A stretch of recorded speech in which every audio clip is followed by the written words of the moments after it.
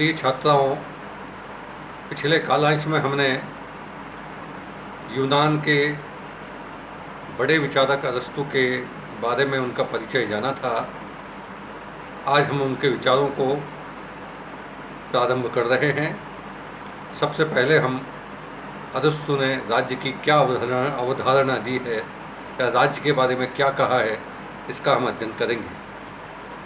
अगर राज्य के बारे में अरस्तु की जिज्ञासा को हम जानना चाहें तो 3 बिंदुओं में अध्ययन कर सकते हैं।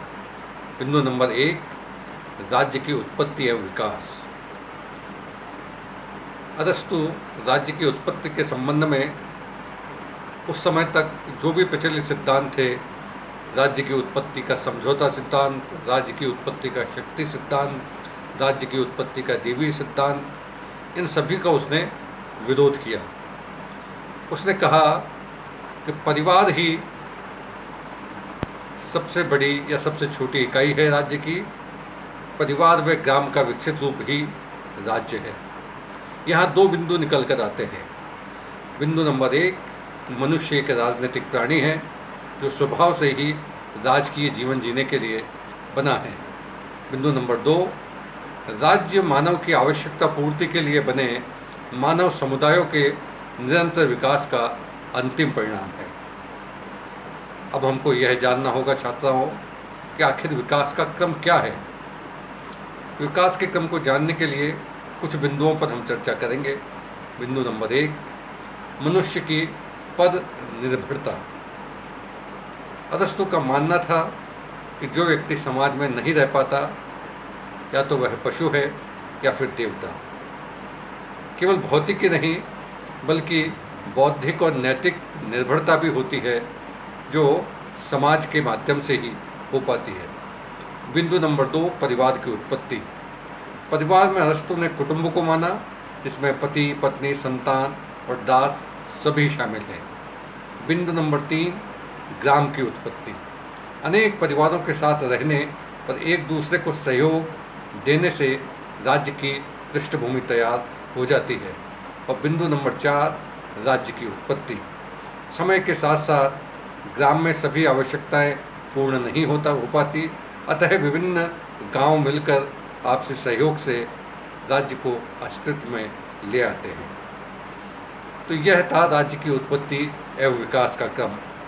अब बिंदु नंबर 2 में हम राज्य की प्रकृति एवं विशेषताओं का अध्ययन करेंगे। इसमें अरस्तु ने राज्य को एक प्राकृतिक संस्था माना है और प्राकृतिक संस्था मानने के लिए निम्न तर्क दिए हैं। तर्क नंबर 1, कि राज्य का जो स्वरूप है या राज्य की जो भावना है वह मानव स्वभाव में निहित है। यह प्राकृतिक इसलिए कि इसकी उत्पत्ति का कारण मानव स्वभाव में निहित है। मानव प्रकृति का पूर्ण विकास राज्य में ही संभव हो सकता है। बिंदु नंबर 2, प्राकृतिक संस्थाओं से विकसित संस्था है राज्य। यह किसी भी अन्य प्राकृतिक संस्थाओं से विकसित है। परिवार एवं ग्राम का ही विकसित रूप है, अतः इससे ज़्यादा विकसित है।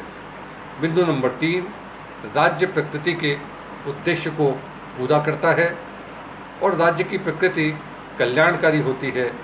राज्य का भी यही उद्देश्य है, मनुष्य के लिए उत्तम कार्य करना या मनुष्य को उत्तम कार्य का अवसर प्रदान करना। अब क्रम संख्या 2 में अरस्तु बताता है कि राज्य व्यक्ति से पहले बना है। तर्क की दृष्टि से राज्य पहले जीवधारी के बिना किसी अंग का कोई महत्व नहीं, यानी कि राज्य का अस्तित्व पहले आया है। राज्य की पूर्णता से अलग होकर व्यक्ति का भी कोई अस्तित्व नहीं होता। क्रम बिंदु 3, अरस्तु मानता है कि राज्य सर्वोच्च, पूर्ण एवं आत्मनिर्भर संस्था है। राज्य में व्यक्ति की सभी आवश्यकताएं पूर्ण होती हैं। राज्य सभी समुदायों में सर्वोच्च है। राज्य सामाजिक विकास की पूर्णता है। बिंदु नंबर 4, अरस्तु मानता है कि राज्य एक सावयव इकाई है। राज्य में सावयवी एकता है। व्यक्ति राज्य के अंग हैं जैसे एक व्यक्ति के या मानव शरीर के विभिन्न अंग होते हैं, वैसे ही राज्य के भी अलग अलग अंग हैं। क्रम बिंदु 6, राज्य एक बहुलवादी समुदाय है। अरस्तु मानता है कि राज्य रूपी सावयव में विभिन्न अंगों के रूप में अनेक समुदाय या बहुत से समुदाय हैं। राज्य इनमें एकता स्थापित करने का कार्य करता है। क्रम संख्या 6, राज्य विवेक से उत्पन्न हुआ है। अरस्तु का कहना है कि राज्य की उत्पत्ति के पीछे मानवीय विवेक की क्रियाशीलता है, लेकिन अरस्तु यूनान के अतिरिक्त सभी जातियों को बर्बर मानता है, जो कि अनुचित भी है। अरस्तु जैसी महान विचारक जब इस प्रकार की बात करते हैं तो तर्क संगत नहीं लगती। क्रम संख्या 7, नगर राज्य सर्वाधिक उत्तम है। अरस्तु ने यह भी माना कि जितना राज्य छोटा होगा और जिसमें सभी परिचित होंगे तो सभी की आपस में निर्भरता, सहयोग, सद्भावना स्थापित आसानी से होगी, अतः छोटे राज्य होने चाहिए। भाग नंबर 3। अब अरस्तु ने बताया, सबसे पहले उसने बताया था कि राज्य की उत्पत्ति एवं विकास कैसे हुआ। फिर अरस्तु ने बताया राज्य की प्रकृति एवं विशेषताएं क्या हैं। अब अरस्तु बताता है कि राज्य के उद्देश्य तथा कार्य क्या है। अरस्तु का कहना है कि राज्य का उद्देश्य व्यक्तियों को शुभ जीवन देना है और नैतिक जीवन उपलब्ध कराना है। इस रूप में उसके 2 कार्य हैं। पहला कार्य नकारात्मक है।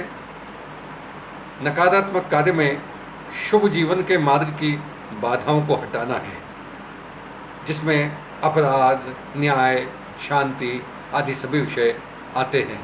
इसी प्रकार बिंदु नंबर 2 जो सकारात्मक, अरस्तु मानता है कि राज्य को ऐसा वातावरण उत्पन्न करना है जो शुभ जीवन हेतु सद्गुणों की वृद्धि करे, मनुष्य में सद्गुणों का समावेश हो।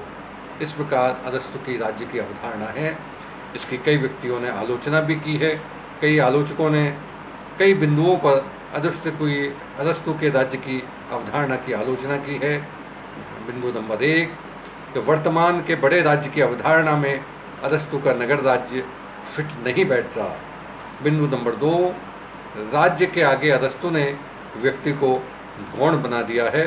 ये मुख्य रूप से 2 आलोचना हैं, लेकिन आलोचना के बावजूद अरस्तु ने पहली बार बहुत से संविधानों का अध्ययन करके राज्य का एक नया एवं स्वतंत्र रूप प्रस्तुत किया है, जो कि उल्लेखनीय है। इस प्रकार हम आज का अध्याय समाप्त कर रहे हैं। धन्यवाद।